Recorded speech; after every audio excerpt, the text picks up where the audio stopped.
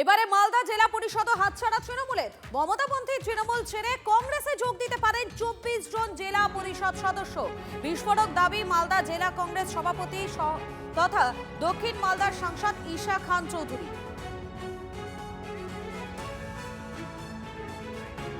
আমাদের সঙ্গে যাদের কথা হয়েছে, এটা কিন্তু এটা কংগ্রেস জেলা পরিষদ একটা পার্টি ফ্ল্যাগ তো ধরতে পারে, কংগ্রেসকে সাপোর্ট করতে পারে এবং কংগ্রেসকে যোগদান দিতে পারে। জেলাপাড়ার সাথ সবার যত মেম্বার আছে সবাই বলেছে যে আমাদের 5 জন আর আমাদের আরো কতজন, 19 জন, সবার সঙ্গে যে কথা হয়েছে সবাই কংগ্রেস থাকবে, সবাই কংগ্রেস হবে, বোর্ড হবে কংগ্রেস।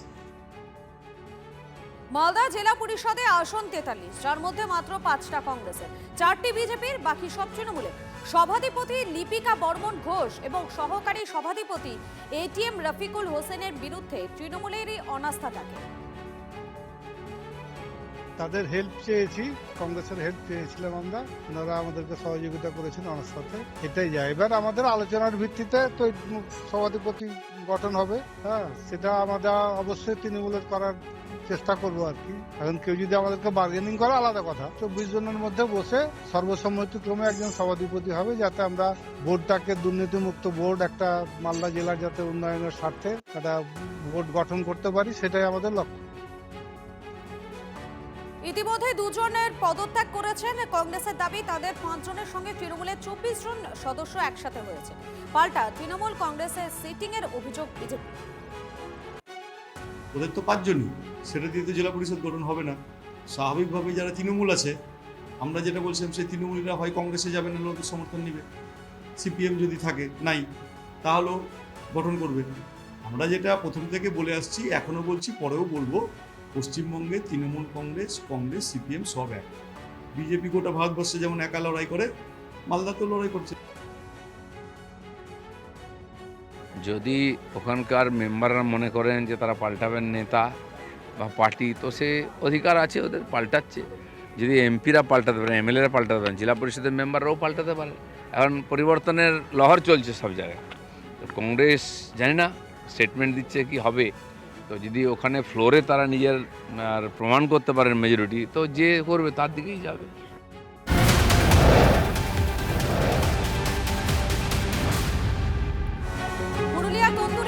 গ্রাম পঞ্চায়েতেও তৃণমূলের হাতছাড়া। এবারে পঞ্চায়েতে দখল নিতে চলেছে বিজেপি। 21 জন সদস্য নিয়ে গঠিত বাঘমুন্ডি ব্লকের তন্দুরি সুইসা গ্রাম পঞ্চায়েত। তৃণমূল প্রধানের বিরুদ্ধে আগেই অনাস্থা আনে 13 জন সদস্য, যার মধ্যে বিজেপির 5, তৃণমূলের 6, নির্দল 2 সদস্য। গতকাল পুলিশি নিরাপত্তায় পাশ অনাস্থা প্রস্তাব। অপসারিত তৃণমূলের প্রধান অষ্টমী কুইরি। এবারে বিজেপি প্রধানের নির্বাচন সময়ের অপেক্ষা। প্রধানের স্বেচ্ছাচারিতা এবং যেহেতু প্রধান একক স্বেচ্ছাচারিতা নিয়ে যে কোনো কাজ আর কি, আমরা কোনো কিছুই কাজ পাচ্ছিলাম না, সমস্ত সেবা থেকে বঞ্চিত ছিলাম, সেই জন্য আজকে প্রধানকে আমরা অপসারণ করলাম। কে ছিল প্রধান এখানে? প্রধান ছিলেন সেই অষ্টমী গৌরী মাসে। কোন দলের? টিএমসি থেকে। নরেন্দ্র মোদীজির উন্নয়নের ধারাকে অব্যাহত রাখতে এবং শুভেন্দু অধিকারী যিনি আমাদের মুখ্যমন্ত্রী, ওনার যে এই 3 মাসে 100 দিনের যে উন্নয়ন, সেই ধারাটাকে অব্যাহত রাখতে এখানকার যিনি স্বেচ্ছাচারী যিনি একনায়কতন্ত্র চালিয়েছিলেন, তার বিরুদ্ধে এখানে ওনারা সবাই সমর্থন করেছেন। তাই আমরা এখানে অনাস্থার এখানে দিয়েছিলাম প্রস্তাবটা, এখানে আজকে সেটা গৃহীত হলো। মথুরাপুর 1 ব্লকে পঞ্চায়েত দখল বিজেপি। তৃণমূল এবং আইএসএফ এর সমর্থনে পঞ্চায়েতের দখল নিল বিজেপি।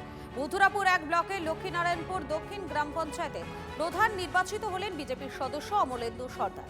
21 আসনের এই পঞ্চায়েতে বিজেপি 8টি, তৃণমূল 6টি, আইএসএফ 5টি আসন। বিজেপি বিরোধী জোটের নির্দল সদস্য খৈরুন বিবি প্রধান ছিলেন। পরে তাঁর বিরুদ্ধে অনাস্থা প্রস্তাব আনা।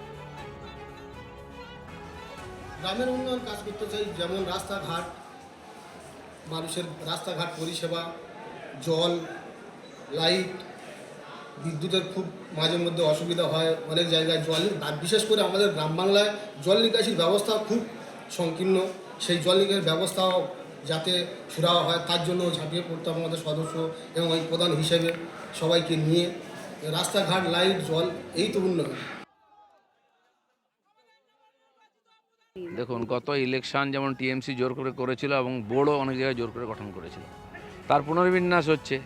মেম্বাররা যদি মনে করেন তারা ওখানকার নতুন করে নেতৃত্ব নিয়ে আসবেন, পরিবর্তন করবেন, তো সে অধিকার তাদের আছে। সারা পশ্চিমবঙ্গ জুড়ে এরকম একটা পরিবর্তন শুরু হয়েছে। বিজেপির তো সব জায়গায় মেম্বারও নেই, আমাদের ভোটই করতে দেওয়া হয়নি।